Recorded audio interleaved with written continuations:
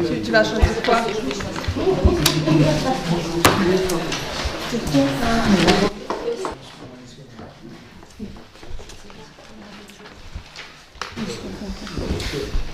Alors, bonsoir à tous et à tous. Donc, je dois excuser Fabrice Sarlet.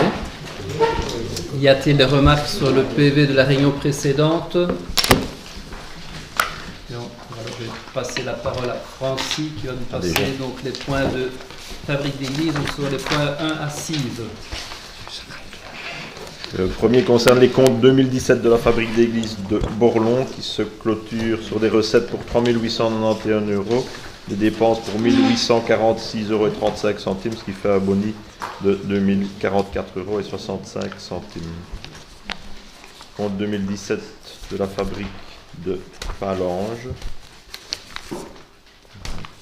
Recettes pour 10 849,57 €, dépenses 6 398,60 €, soit un boni de 4 450,97 € avec une intervention communale ordinaire de 5 829,42 €. Compte 2017 pour la fabrique de Petite Somme avec des recettes pour 10 220,35 €, des dépenses pour 6 855,77 €, ce qui fait un boni de 3 364,58 € avec une intervention communale ordinaire de 6 156,53 €. On passe au budget 2019 de la fabrique d'église de Borlon qui s'équilibre au niveau des recettes et dépenses ordinaires pour 3 006 €, et une intervention communale ordinaire de 2 067,33 €. Budget 2019 de la fabrique de Palange, budget qui s'équilibre à 7 715 € de recettes et dépenses ordinaires, une intervention communale ordinaire de 4 963,52 €. Et finalement, le budget 2019 de la fabrique d'église de Petite Somme qui s'équilibre à 8 025 € avec une intervention communale ordinaire de 5 768,92 €. Des questions?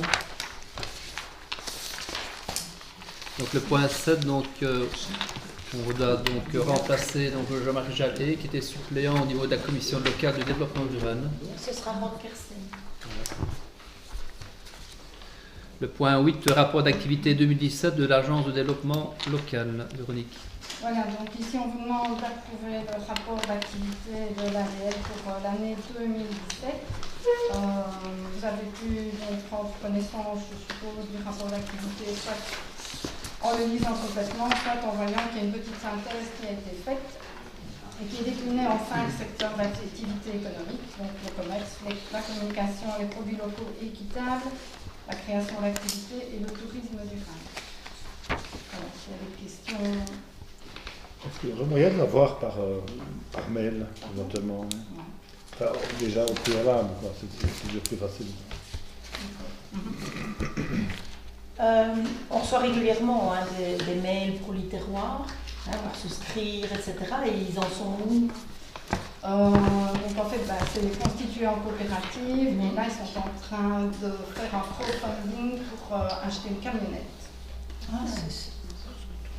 Et on sait à partir de quand ça va pouvoir... Ils ont prolongé le délai. Donc, je ne sais pas quand ça prend fin. Normalement, quand même cette année. Ah oui, cette année, oui, bien sûr. Mais la date exacte. Mais au niveau du bâtiment, tout ça, tout est en ordre. Là, ça se retourne. Ça sera sur retourne, mais c'est pas encore commencé. Et on ne sait pas les commerçants de bruit qui y participent. Les producteurs locaux, oui, c'est ce que je voulais dire. Ah oui. Il y a toute une liste qui n'est pas ici, mais il y a pas que des producteurs. Oui, ça si je tu sais veux bien. la liste. Oui, ça pourrait être intéressant. Et puis même, je dirais même dans l'œuvre, j'arrêtais bien de donner des commentaires. Même, ils m'ont dit, même dans le journal communal, on peut faire de la promo des producteurs de bruit, tu vois. Ça pourrait être sympa. J'imagine que Bernadette est dedans quand même. Si, j'imagine quand même, c'est logique. Et la fameuse étude là sur Barvaux, elle en est où? Donc, on a eu un premier rapport qu'on a retravaillé une deuxième fois qui a été analysé. Une seconde étude a été lancée par Internet. Oui, avec des Une seconde questionnaires. enquête, Oui, une une seconde enquête. enquête, voilà, par Internet. Il y a eu énormément de réponses qui ont été de nouveau analysées. Et alors, on rencontre la plateforme ADL, donc qui est constituée des indépendants et entrepreneurs, le 7 mai prochain à midi, pour avoir leur avis et retravailler un petit peu ensemble. Et puis ensuite, ils détermineront, ils clôtureront, ils feront une présentation des fiches actions et alors ils viendront faire une présentation ici au conseil. Ce sera beaucoup plus simple. Et ils nous diront les commerces qui manquent un petit peu. Oui, oui, oui. Ah, oui. Ok. Par d'autres questions? Donc le point 9, agence immobilière sociale, rapport d'activité 2017. Et donc alors ici on demande, vous avez pris connaissance du rapport d'activité, des comptes du bilan 2017 et du budget 2018 de l'agence immobilière sociale dans le Luxembourg, d'acter que la subvention communale a été utilisée aux fins auxquelles elle a été octroyée et d'approuver le versement du subside d'un montant de 3 639,68 € pour l'exercice 2018. Alors, petit complément d'information, en 2016, il y avait 34 logements en gestion à l'AIS. Il y en a 37 pour l'année 2017 qui sont répartis en 4 logements qui appartiennent au CPS, 12 au fonds moyen du logement et 21 au privé. Et alors le projet là avec les 10 logements qui seront faits près de chez Rome, qui seront en gestion là-bas. En gestion à l'AIS, oui. Par l'AIS. Et on sait quand on pourra les utiliser. Il en est où, mais il est là. Oui, mais ils seront gestés par l'AIS. Oui, c'est ce qu'il y Oui, oui, ça c'est certain. Ça déjà. Non, je ne sais pas comment. C'est pas encore. On a fait une réunion plénière lundi, justement, avec un peu les intervenants, les acteurs, puisque pour la question de voirie, c'est le service technique provincial qui fait office d'auteur de projet pour nous. Et là, on a remis un peu toutes les portes de la rue, on a un peu remixé toute la soupe. Et je me suis permis de demander en disant il faudrait quand même que ça avance, que ce dossier-là puisse sortir de terre. Il y a quand même quelques années qu'on en parle. Ils m'ont promis un cahier des charges terminé, chapitre 1 comme chapitre 2 pour le 1er juin. J'espère. Voilà. Mais j'y crois pas. Ben, il faut des points. Et la construction se ferait alors début 19 sans doute. À mon avis, oui. Ouais. C'est, dans le meilleur des cas, ce serait 2019. Il y a des candidats qui sont inscrits déjà. Moi, je voudrais dire un petit mot concernant l'AIS. Il y a donc vraiment de l'amélioration. Donc, j'espère que ça va continuer parce que j'ai vu dans le dossier qu'il y avait encore 35 candidats qui attendaient. Et sans doute, ça va encore s'étendre, puisqu'il y a des changements. Voilà.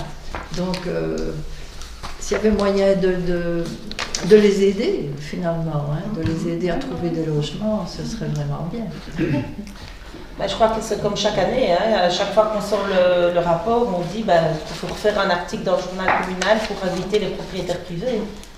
Parce que les pouvoirs publics, ils ne peuvent pas acheter.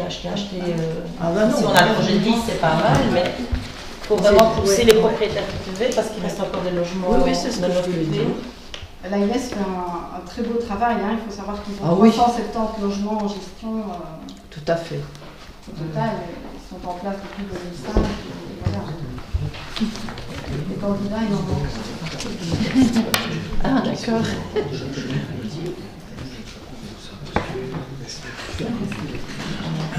Mais le projet ici, au-dessus de la part, c'est essentiellement pour pouvoir reloger des gens qui doivent sortir Du plan HP. Issus des HP. C'est même prioritairement, c'est un projet qui a été fait pour les gens qui sont en zone HP, c'est pour eux au départ.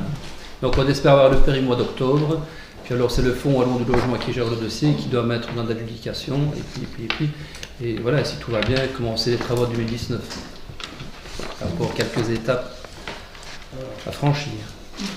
On est en bonne Voilà. Et les 3 logements sociaux là, que vous voulez allier, là,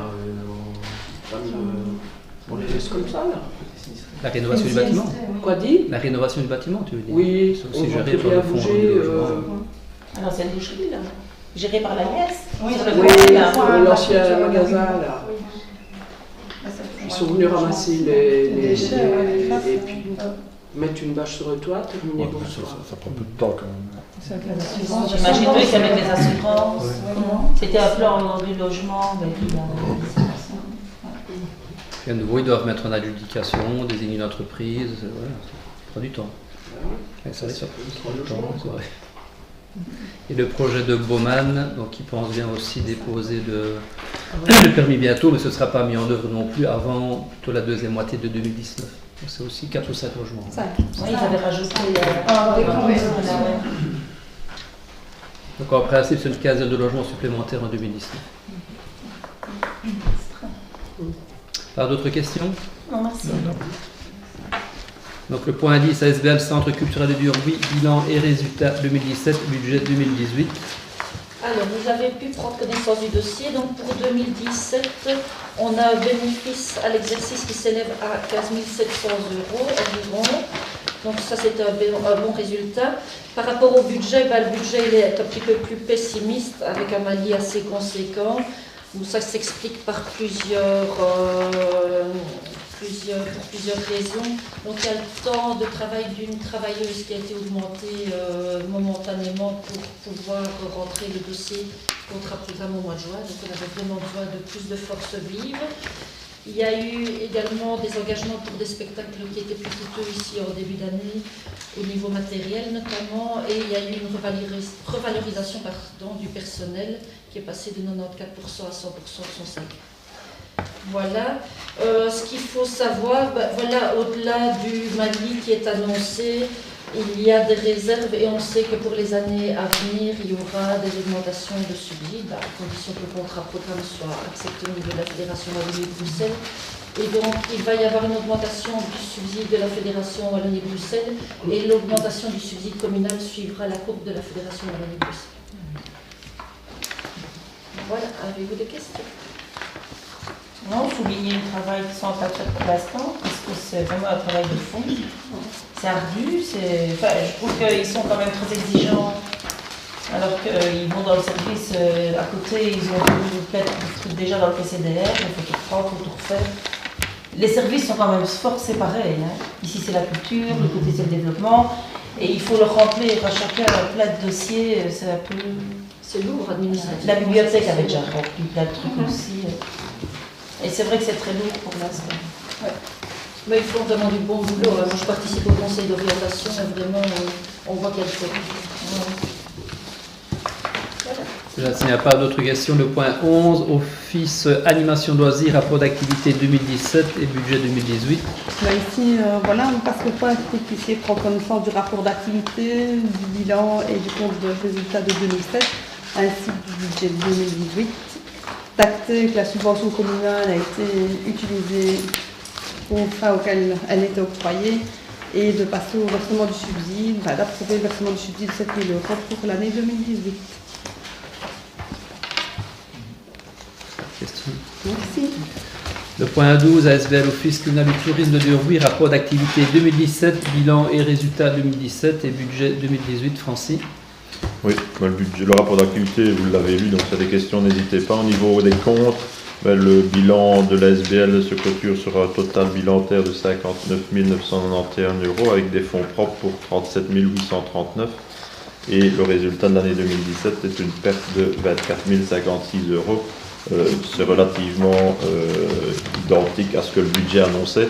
Rappelez-vous, à l'Office communal du tourisme, la commune octroyait antérieurement 50 000 € de subsides. Comme il y avait des réserves suffisantes au niveau de la SBL, on avait limité la dotation à 30 000, ce qui explique évidemment le budget et le réel au niveau de la perte. Maintenant, comme les réserves diminuent fortement, le budget 2018 reprévoit 50 000 € de subsides vers la SBL. Et le budget 2018 présente ainsi un résultat positif de 10 040 €. Des questions? On ne peut pas le mettre en modification budgétaire. Non, ça reste au budget. Mais les moins 24 000. Non, hein, on a versé les 30 000 € de subsides de la ville à la SBL. Et ça fait partie. Maintenant, c'est dans les boni reportés, je dirais, ou les malis reportés. Et il reste, avec ce mali reporté, encore 37 000 € de réserve. Ah. Donc, il n'y a rien à acter au budget communal. C'est congé en interne. S'il te plaît? C'était congé en interne. Tout à fait. Bah, c'était l'objectif de la diminution du subside pendant un certain temps. Ça fait 3-4 ans qu'on ne verse plus que 30 000 €. Ouais. Et le point 12A, donc il y a un des 4 points supplémentaires, Assemblée générale du secteur valorisation et propreté. Donc on vous demande de marquer votre accord sur les différents points inscrits à l'ordre du jour de l'Assemblée générale, de charger les délégués désignés de représenter la commune et de charger le collège de veiller à l'exécution de la présente délibération. Le point 13, Assemblée générale du 7 juin 2018 de l'IMIO. Pas de questions? Pour la même procédure. Ça, c'est pour l'Assemblée générale ordinaire, idem pour l'Assemblée générale extraordinaire. Le point 15, réglementation de circulation pour la Drève de Jonneret. Pour ceux qui vont de temps en temps se promener par là, vous aurez pu vous rendre compte que le chemin est en très très mauvais état. Si on ne prend pas, je veux dire, des mesures, on pourrait être tenu pour responsable d'accidents et de dégradation de nos véhicules. Donc, on vous demande ici tout simplement de faire en sorte qu'en toute légalité, seuls les charrois agricoles et forestiers donc, peuvent utiliser ce chemin-là. Donc, dans quelques semaines, Freddy, les travaux donc, de pose, une conduite d'adduction passera d'ailleurs dans ce chemin-là. Le chantier est ouvert. Oui, oui. Donc le pont est fermé, je veux dire. Et donc empruntera aussi, normalement, la route. Oui. Il y aura peut-être un peu de rénovation, je veux dire, par la même occasion. Et donc c'est momentané ce RCC, alors on le changera par la suite? Ouais, il y a un chantier qui a duré combien de semaines?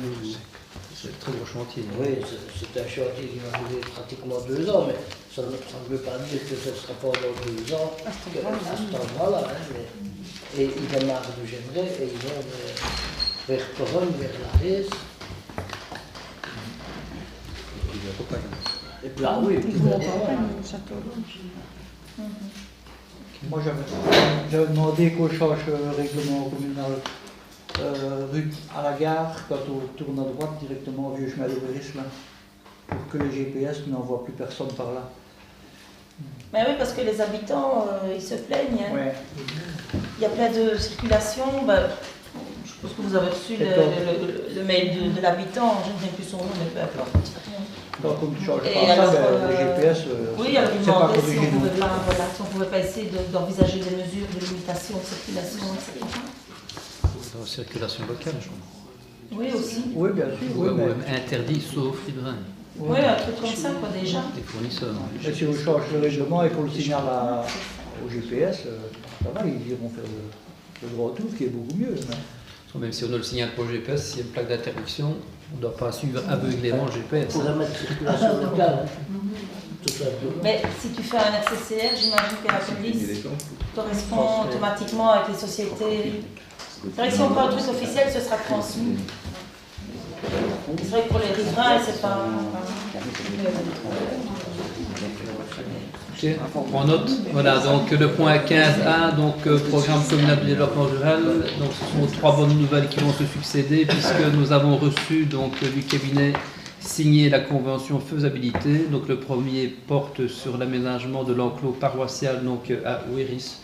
C'est une très bonne nouvelle puisque le budget d'opération s'élève à 237 000 €. Donc à charge communale, donc 95 000 €. C'est un dossier qui tronçonne épilogue. Donc les deux suivants également, grâce, je veux dire, au travail donc, de la commission de développement rural, et je leur remercie d'ailleurs ici.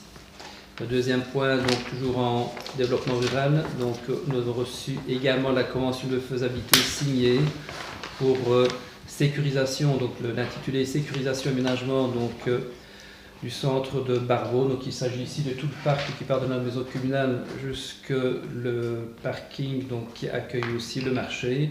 L'ensemble du dossier donc, porte sur un budget d'1 710 000 TVA comprise qui se répartira de la façon suivante avec l'accord des différentes administrations concernées. Donc le développement rural 544 000, La direction des espaces verts, 469 000, la part communale de 696 000, en sachant donc que ces travaux ont été divisés en 3 phases. La première, donc, intitulée parking communal, c'est l'aménagement ici du parking en face de la maison communale. La phase 2, qui est la liaison piétonne entre ce parking et ici l'arrière de la salle. Et la troisième phase, donc plus importante, qui consiste à l'aménagement du reste du parc, y compris devant la bibliothèque et le centre culturel. Le troisième dossier donc, que nous avons reçu, toujours dans le développement rural, c'est l'aménagement et l'équipement du site du parc Croix-Baudouin à Durbuy-Vieilleville. Rappelez-vous, donc, il s'agissait de l'addenda 2014-2018. Donc, le dossier nous revient donc, avec l'approbation, donc une promesse de subside sur un montant de 754 000. Le développement rural donc, ayant à sa charge un montant de 380 000, le commissariat général au tourisme 56 000, la part communale de 317 000. La volonté ici du collège est d'inscrire, si possible, en modification budgétaire l'encours paroissial de Ouéris, et éventuellement la première et deuxième phase du parc Croix-Baudouin, du parc communal. Le parc Croix-Baudouin viendra dans 2 ou dans 3 ans. Il y a des questions sur ces 3 excellentes nouvelles. Il faut savoir que le développement rural est aujourd'hui, avec le PIC, de gros moyens de subvention. Je pense qu'on n'a pas à se plaindre du retour que nous avons reçu de l'administration et du cabinet. Pas de questions? Donc je passe ici au point 16, mobilier scolaire, cahier spécial des charges. Donc, au budget extraordinaire de 2018, nous avons mis une somme de 25 000 € pour l'achat de mobilier scolaire. Donc, ici, on vous demande d'approuver le cahier de charges qui a été splitté en 9 lots distincts et de pouvoir passer le marché par procédure négociée sans publicité. Oui. L'objet du marché n'était pas détaillé. Le point 3 n'était pas dans la femme. Le point 3, le point 16. L'objet du marché ici dans le truc. Le lot 3, c'est des armoires pour un montant de 1 220 €. Donc, voilà. Oui, je ne sais pas, il y a que des armoires. C'est une armoire. Donc, si mes souvenirs sont bons, c'est une armoire avec des casiers séparés en dessous et pour mettre des fards au-dessus. Le lot 3 n'était pas expliqué. Enfin, l'objet du marché n'était pas expliqué. Il y avait bien la définition de lot, mais pas. Oui, il y a peut-être un petit complément d'info de plus. C'est bon? Le point 17, contrôle de l'implantation des nouvelles constructions par géomètre, marché de services et cahier des charges, Laurence. J'étais encore dans mon point 16. Donc voilà, pour 3 nouvelles années, on vous demande de pouvoir accepter le marché de services pour la désignation d'un géomètre. En sachant qu'actuellement ça fonctionne très bien et c'est très apprécié par le service d'avoir quelqu'un qui contrôle. Et au moins on est apaisé. Et on facture aux personnes Oui. alors, c'est toujours comme ça. Oui, bien sûr, la totalité. Mais donc c'est une opération blanche pour la commune, ça? Oui. Mais c'est une obligation Oui, du CODT. imposée par la région. Même déjà avant le code d'été. Ça dépend tout. Le point 18, éclairage public, extension donc vers une nouvelle maison, donc au Tuki, à Barbeau. Bien, vous avez vu qu'il s'agit d'une extension de l'éclairage public, une nouvelle maison, et que la commune prend en charge de 50%, mais donc les 50% sont pris en charge par le propriétaire de la maison. On arrive au montant de 687 843 € à charge de la commune. Le point 19 est retiré puisqu'on attend l'avis de la tutelle. Donc il s'agissait de la réfection de la voirie rue Trieux suite aux travaux d'égouttage. Pas trop d'infos, Frédéric? Oui, bon, je peux donner une petite information, puisque la IVE qui est maître d'ouvrage pour la pose des égouts réalisée pour le moment à Beaumalt, c'est la phase 3, rue Trieux et rue Frère Colin, des anciens lotissements il y a une quarantaine d'années, sont dépourvus de filets d'eau, donc il n'y a aucun système pour récolter les eaux de ruissellement.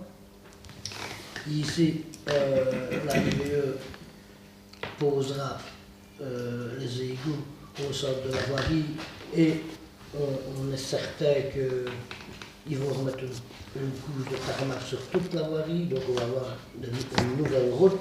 Et c'est l'occasion de poser des filets d'eau pour récolter toutes les eaux. En plus, il m'a été signalé en réunion de chantier que si on voulait mettre des filets d'eau par après, c'était bien sûr permis, mais qu'il faudrait se raccorder à l'égout. Donc, rendez-vous compte, un égout qui est à 1,50 m ou 2 m en plein milieu de la voirie, si c'est pour mettre des filets d'eau dans 2 ans ou dans 3 ans et puis s'y raccorder, bonjour les dégâts, quoi. Donc, sincèrement, on a un devis pour se raccrocher au marché de la IVE, mais c'est pas donné, c'est 145 000 €. Là, c'est une opportunité qu'il faut saisir. Pas de questions? Le point 20, réfection du pont du Riz à Doré, marché de service pour retour de projet. Oui, bien ici, on vous demande d'approuver le cahier des charges pour un marché de service pour retour de projet pour le pont du Riz à Doré.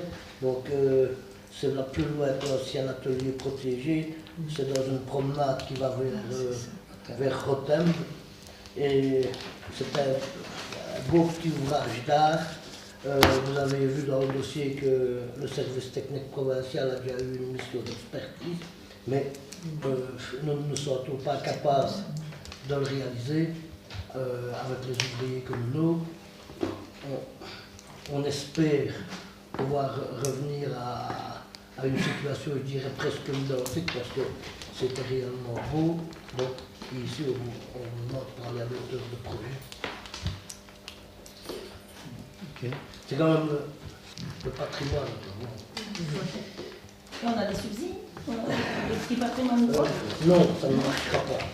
On a déjà essayé, c'est dommage. Mais on ne sait jamais, peut devenir quelque chose. On peut être subsidiable à chaque fois.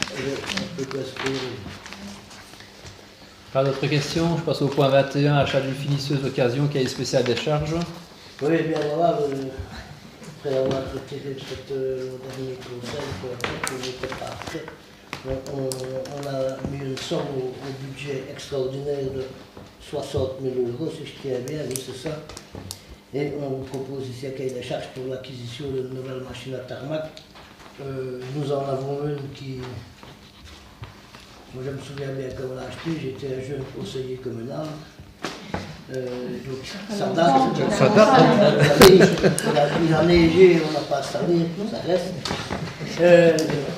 Sincèrement, on n'a que travaillé l'année dernière, mais Jean a vraiment peur d'encore s'en servir. Il a rechangé tous les filtres l'année dernière, les filtres hydrauliques. Et malgré ça, le rendement n'y est pas. Et je dirais qu'elle graisse d'un peu partout, je ne suis pas mécanicien. Donc il vaut mieux passer à l'acte, je vais dire. Vous pourriez me dire, bah, tu as toujours besoin de quelque chose. C'est vrai. Mais lors de réparation, oui, moi je reconnais que je dépense beaucoup ou que je fais dépenser beaucoup. Mais c'est peut-être vrai aussi. Au niveau des voiries, quand on pose des filets d'eau, tout ça, il y a des réparations à tarmac. Si on devait passer par entreprise, on aurait des notes bien salées. Je ne l'ai pas encore dit au collège, mais si on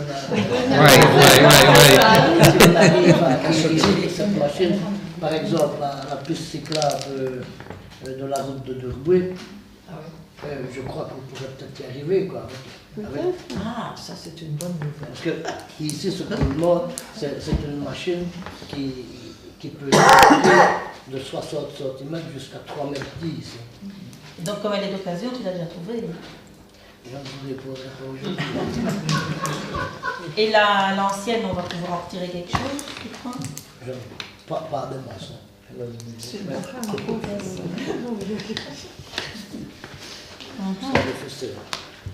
Pas d'autres questions sur la finisseuse, non, ça va? Ça va bien faire rire tout le monde, à la titulée du point. Une finisseuse, c'était, il y avait diverses interprétations. Ouais, mais d'occasion. Enfin, quand on a vu le dossier, on a vu que c'était juste pour le tarmac. Tu avais peur que je n'aille fini. Non, ouais, je ne pense pas que tu aies besoin d'une finisseuse. Allez, quelques questions de voirie. Le point 22, question de voirie à Haut-Neu. Donc, on vous demande de régulariser une situation qui est là depuis des dizaines d'années, donc et de déclasser du domaine vicinal. Donc, une superficie qui aujourd'hui est à l'état de pâture entourée de haies et qui sera revendue au propriétaire. C'est une demande qui date d'il y a plusieurs dizaines d'années. Vous avez pu prendre connaissance du plan. Pas de questions.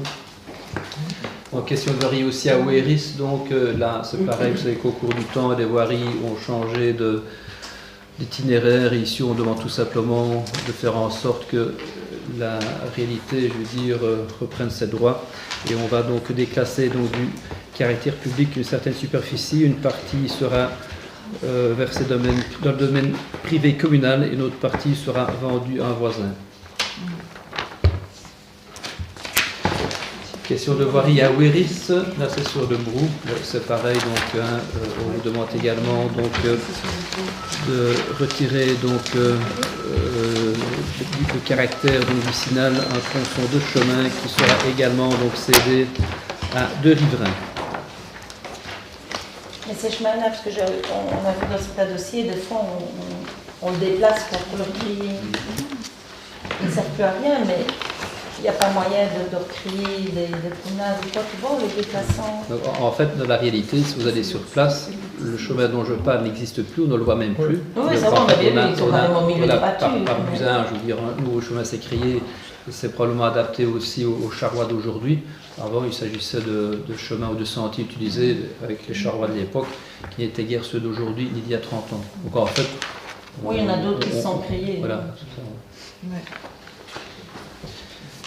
C'est pareil à Verlaine, on a un dossier qui connaît bien. Donc, si vous regardez le plan de Moulin de Verlaine, il y a un tas de chemins qui existaient. Quand on regarde la réalité, on ne les voit plus du tout. Donc, vous demandez ici à nouveau de régulariser la situation. Vous avez pu prendre connaissance du plan, c'est assez complexe ici, mais dans tous les cas, la situation actuelle qui permet au public, je veux dire, d'utiliser le sentier subsiste bien entendu. Et alors, question de voirie à Barvaux, donc il s'agit au niveau des alisiers, vous avez pu prendre connaissance ici du dossier, hein, c'est la petite banque jaune ici. C'est également un ancien chemin qui aujourd'hui n'apparaît plus du tout, qui se termine d'ailleurs en cul-de-sac. Et donc on vous demande de le retirer du caractère donc, de chemin vicinal et des différents propriétaires au-dessus ont marqué un intérêt pour acquérir donc, la partie correspondante à leur propriété.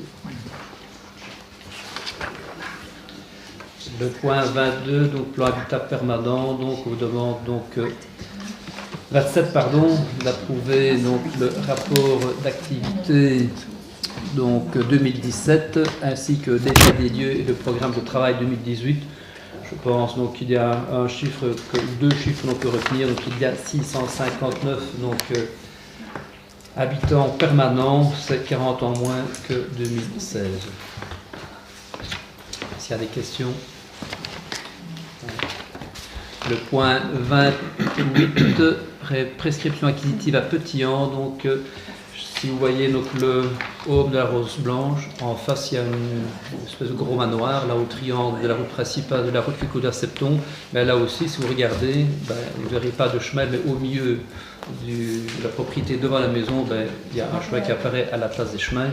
Ici, bien entendu, c'est la prescription acquisitive qui est revendiquée, ce qu'on ne peut pas contester puisqu'il y a plus de 30 ans que les choses sont en état. Peut-être question, est-ce qu'il n'y a pas moyen avec ces chemins vicinaux de faire un échange à la limite et de les mettre en bordure de route pour que la commune puisse éventuellement faire un trottoir, une piste cyclable, ou par la suite éventuellement mettre des poteaux d'éclairage ou que sais-je. Je pense qu'il y a deux choses. Une part, il y a le relief qui, à mon avis, ici ne prête pas très bien. On a déjà interrogé plusieurs fois la région wallonne, puisqu'il y a comme un caractère, je veux dire, de dangerosité pour ceux qui veulent rejoindre le carrefour. Non, vous savez bien que chaque fois, les propriétés à gauche et à droite sont en contrebas. Donc, techniquement, c'est difficile. Par ailleurs, il y a ici la loi, la réglementation ou la prescription acquisitive fait partie, je vais dire, du pas de quel code, de quelle législation. Du décret sur la voirie communale. Voilà, qui est, je veux dire, peut-être comme ça. Voilà. Dans ce cas-ci, peut-être, mais dans d'autres cas, il y a peut-être moyen. Une bonne idée dans certains cas, peut-être. Voilà, de garder la superficie et d'en faire un usage public. Quoi. Bon, souvent, comme par rapport au cas dont je viens de parler, je veux dire, les modifications qui sont apparues naturellement répondent aux besoins. C'est vrai que dans le cas présent, si le relief s'y permettrait, c'est une bonne idée.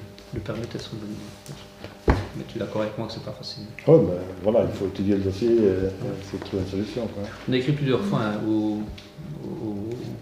la région wallonne pour essayer de sécuriser ce tronçon-là, mais je pense qu'il y avait un projet dont on a parlé, ouvrir aussi une voirie au sein de propriété privée, qu'on n'aurait pas qui pourrait répondre un petit peu à la problématique de la difficulté de rejoindre tout ce qui est le village de vacances, la Rose Blanche, en toute sécurité. Alors on passait par de propriété privée, mais je pense que le propriétaire privé était d'accord d'avancer dans ce sens-là, d'ouvrir le dossier. Voilà quelques points maintenant de régie foncière. Donc ici on vous propose d'approuver le projet d'acte de l'acquisition d'un bien appartenant à la famille Pamphilo, et ce donc pour un montant de 10 000 €. Il s'agit de la parcelle numéro 72. Ouais. Il en reste encore combien maintenant alors de parcelles au Macrel? Parce qu'on a vu que dans le rapport du plan HP, il y avait 16 hommes et 15 femmes, mais ça ne fait plus beaucoup de passerelles. Mais il y a en tout, si ma mémoire est exacte, 72 parcelles. Je pense qu'on est propriétaire plus ou moins de 25 parcelles, donc il en reste encore quand même une petite cinquantaine. Ah oui, quand même. Donc j'insiste bien, je le dis chaque fois, c'est chaque fois sur base volontaire que le propriétaire vient nous trouver. Nous n'avons jamais fait aucune démarche vers le propriétaire. Mais j'imagine qu'il va falloir qu'on les revoie, puisqu'on avait dit que c'était pour justement, comme c'était du HP, qu'on revendait pour financer les 100 000 qui étaient nécessaires au lotissement là. Donc on va bientôt, ça va commencer, il va falloir qu'on... Disons maintenant, les nouvelles maisons ne seront pas disponibles avant 2020, au mieux, certainement pas. Et c'est vrai aussi que j'ai 3 ou 4 familles qui m'ont déjà demandé de leur réserver, je veux dire, une maison. Maintenant, il faudra que ça se fasse de façon officielle, mais c'est vrai que plusieurs familles ont manifesté leur intérêt pour aller habiter à court aujourd'hui. D'ailleurs, une nouvelle famille a demandé des renseignements pour un jour déménager vers les nouveaux logements. Mais donc, nous, on ne sait toujours pas quand on va valoriser ces acquis-là. Je pense que ce n'est pas imaginable tant que les maisons ne sont pas construites et qu'on ne puisse pas proposer aux habitants permanents des Macrel un autre logement. Je pense que c'est d'ici quelques années. Ok. Voilà, donc il y a notre lotissement de Verlaine aux Aisances qui était en dormance depuis pas mal d'années, qui soudain donc suscite l'intérêt de beaucoup de personnes et c'est très bien. Donc il se vous demande d'approuver le projet d'acte, d'abord la modification de l'acte de dépôt. Pour rappel, donc, nous étions propriétaires avec un privé de l'ensemble du domaine. Ce privé-là a fait faillite. Ceci dit, même avant sa faillite, il n'avait pas eu moyen de trouver un arrangement pour la répartition des frais d'équipement. Aujourd'hui, on a demandé et obtenu de la région wallonne que chacun chez soi, donc dorénavant, donc on gère nos biens. Il n'y a pas de biens en commun avec la propriété privée qui, je pense, aurait été vendue.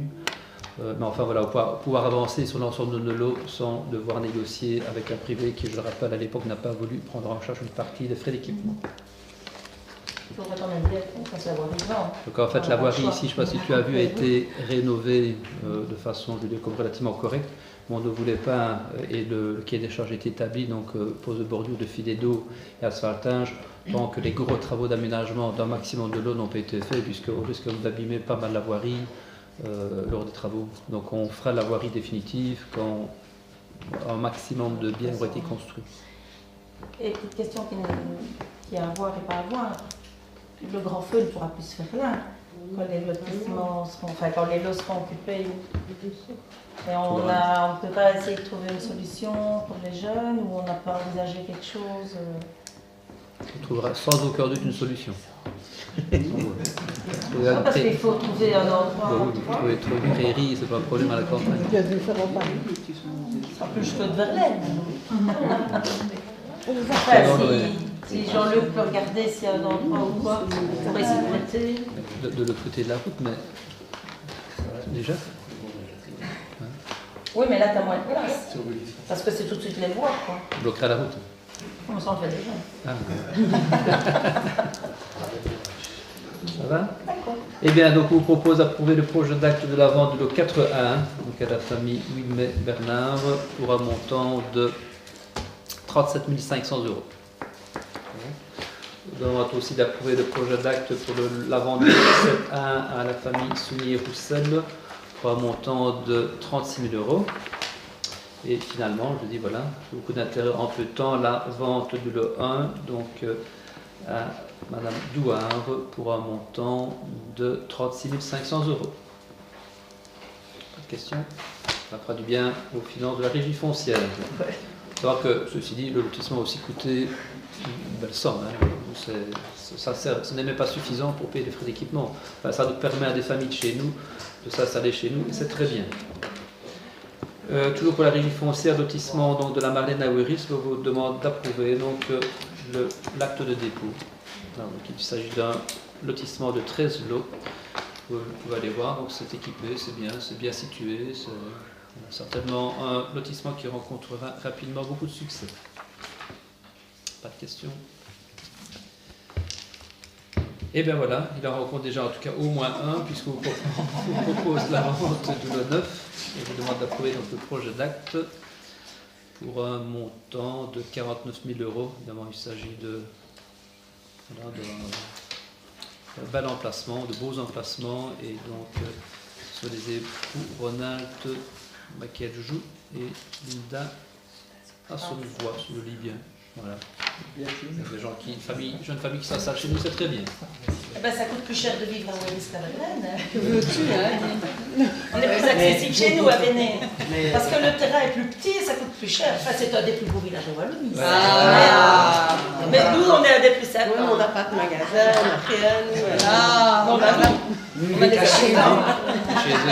Chez des menhirs, pas Verlaine non plus. Je vous dirais que Mais on a la pyramide. vous avez une vue extraordinaire. Nous. À Ouiris. Et puis on peut surtout solliciter les champs, il habite à côté. Le point 36, de convention d'exploitation de la carrière de Jeuneret. Ben voilà, donc ici, donc l'exploitant, c'est un nouvel exploitant qui travaille sur le site, c'est assez impressionnant. J'étais sur place, c'est vraiment une carrière qui est en pleine exploitation avec un charroi assez impressionnant. Et ici, on nous propose de signer une nouvelle convention qui colle vraiment à la réalité de l'exploitation des carrières en général. Et on vous demande, donc si vous avez pu consulter le plan, donc, au milieu de la carrière, donc c'est la partie qui sont en vert, sont propriétés communales qui sont exploitées. Et donc la commune aura droit à une redevance de 50 cents du mètre cube, donc de roches saines extraites. Donc tout ça se fait donc avec un relevé donc, par géomètre. Et donc on s'est bien renseigné sur les prix pratiqués donc, dans d'autres carrières. Et voilà, je dirais que ce prix qui vous est proposé colle vraiment davantage à la réalité que ça n'a été parfois en d'autres lieux. Donc vous avez pu voir également, si vous êtes passé par là, qu'il y a quelques années a été réalisé donc, le chemin qui part de la carrière et qui descend sur la nationale vers Vauquier. Donc depuis quelques années, il n'y a absolument plus aucune nuisance de traverser du village de Jeuneret et de Bande par le charroi donc, qui sort de l'exploitation de la carrière. C'est pas une carrière de pierre de taille, ça, non? Deux choses. Donc il y a des bancs assez restreints, donc de petites graines de qualité, donc, qui est exploité en tant que tel. Et le reste, c'est surtout des pierres d'enrochement qui servent pour, d'une part, vers la Hollande et aussi essentiellement pour la Meuse, ici en Belgique, forcément. Mais on sait bien que c'est privé, mais si vous avez l'occasion de vous approcher, c'est devenu assez impressionnant comme exploitation. Voilà, alors je pense que Michel avait demandé à notre directeur général la parole. J'ai une petite question. Il y a des personnes de Durbuy qui vont chercher des colis alimentaires, principalement constitués de fruits, légumes, donc qui ne peuvent pas recevoir ici, au Resto du Cœur de Marche. Et je sais qu'ils y mangent également à prix réduit. Or, à partir du 1er mai, le Resto du Cœur de Marche va refuser d'aider les personnes venant des communes qui n'interviendraient pas financièrement. Je ne sais pas dans quelle mesure, je voulais vérifier si tout ça était exact. Et si ça l'est, est-ce que notre commune suivra? En fait, financièrement. le Resto du Cœur de Marche affamé restera accessible, parce que c'est une convention, ils sont obligés d'accepter, ils acceptent toutes les personnes qui veulent participer au Resto du Cœur.